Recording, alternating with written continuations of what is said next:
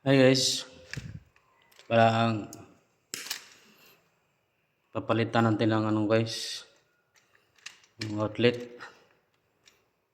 Pagputol guys, alamin mo kung saan ito patungo. Tulad nito, nandito sa pikas. Tapos kabila, bunutin natin ito. Yan. Kasi wala na kasi itong function.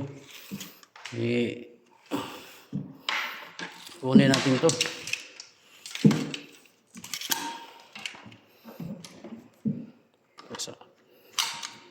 Yung pagputol, alamin mo kung saan siya patungo para hindi ka mawala.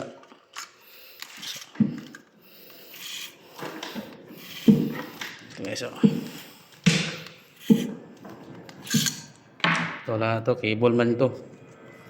Ba't ganito, hindi katulad nito, nag-splicing pa siya.